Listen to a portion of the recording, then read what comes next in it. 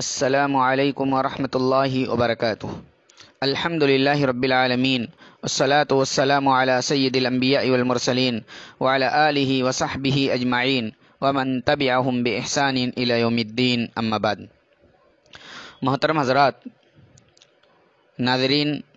مشاہدین و مشاہدات، آج کی اس مختصر سی گفتگو میں ہم شیعہ مذہب کے وجود کی اصل حقیقت جاننے کی کوشش کریں گے۔ چونکہ جس مہینے سے ہم اور آپ گزر رہے ہیں، محرم الحرام کا مہینہ، اس مہینے میں شیعہ حضرات کی جانب سے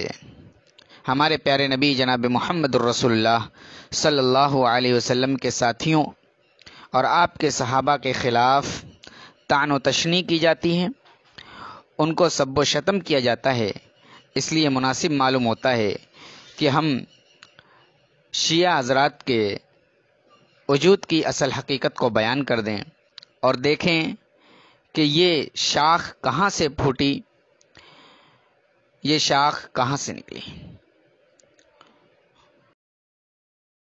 محترم حضرات،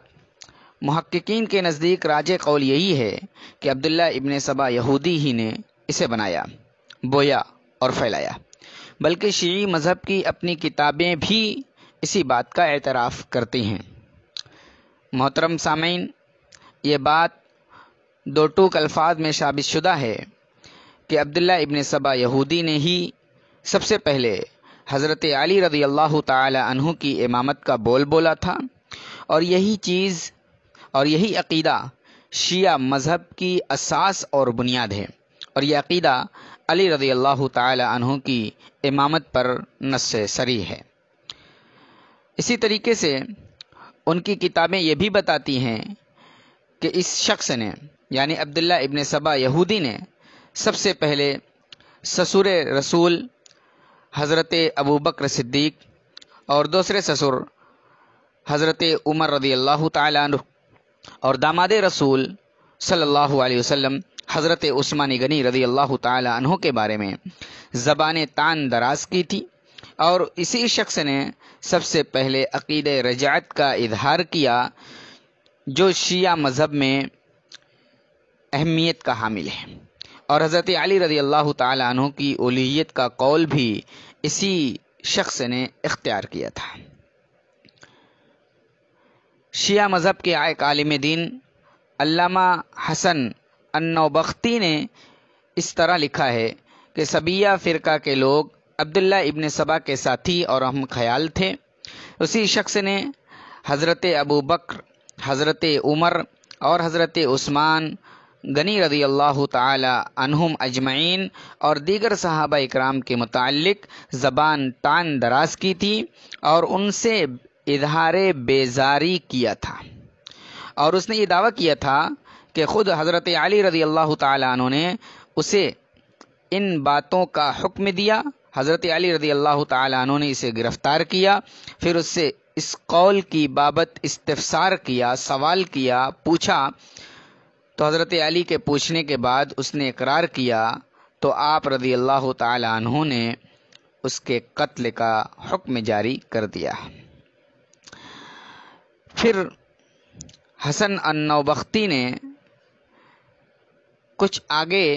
یوں لکھا ہے کہ ایک جماعت نے اہل علم سے یوں نقل کیا ہے کہ عبداللہ ابن سبا یہودی تھا، اسلام لے آیا اور اس نے حضرت علی سے محبت کا دعویٰ رچایا۔ محترم ناظرین، پھر آگے حسن النوبختی لکھتے ہیں کہ یہ عبداللہ ابن سبا اپنے یہودی ہونے کے زمانے میں، سوچیے اور غور کیجیے، اس نے اسلام سے پہلے یہودیت کا لبادہ اوڑھا تھا اور یہودی مذہب کا ماننے والا تھا۔ تو حسن النوبختی لکھتے ہیں یہ اپنے یہودی ہونے کے زمانے میں حضرت موسیٰ کے بعد یوشع بن نون علیہ السلام کے متعلق بھی الوہیت کا دعویٰ کیا کرتا تھا، یعنی اپنی یہودیت کے زمانے میں موسیٰ اور یوشع کے متعلق الوہیت کا دعوے دار تھا۔ پھر اس نے ظاہری طور پر اسلام کا لبادہ اوڑھا، اور لبادہ اوڑھنے کے بعد یہی دعویٰ، یعنی الوہیت کا دعویٰ، حضرت علی رضی اللہ تعالی عنہ کے بارے میں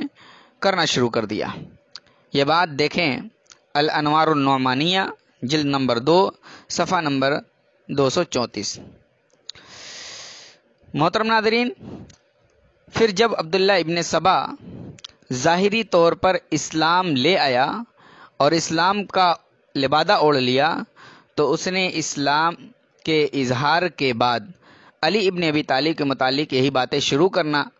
باتیں کرنا شروع کر دی۔ یہی وہ پہلا آدمی ہے جس نے حضرت علی کی امامت کی فرضیت کی بات مشہور کی اور آپ کے دشمنوں سے اظہار برات کیا اور انہیں کافر قرار دیا۔ انہی باتوں کی وجہ سے کچھ لوگ یہ کہتے ہیں کہ تشیع اور رفض کی اصل یہودیت سے ماخوذ ہے۔ خود شیعہ عالم کا اعتراف ہے کہ ان باتوں کی وجہ سے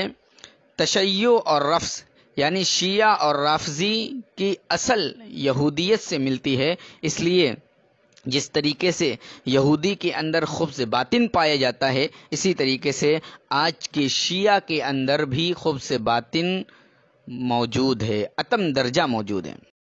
پھر شیعہ مذہب کے شیخ الشیوخ سعد نے عبداللہ ابن سبا یہودی کی اس وقت کا موقف بھی ذکر کیا ہے جب اسے حضرت علی کی موت کی خبر ملی تھی۔ اس نے یہ دعویٰ کیا تھا کہ آپ مرے نہیں ہیں۔ اس نے آپ کے واپس آنے کا اعلان کیا اور آپ کی ذات کے بارے میں حد درجہ غلو کی باتیں بھی کیں۔ محترم ناظرین، آپ نے دیکھا کہ شیعوں کا ہی خود اعتراف ہے کہ شیعہ مذہب کی اصل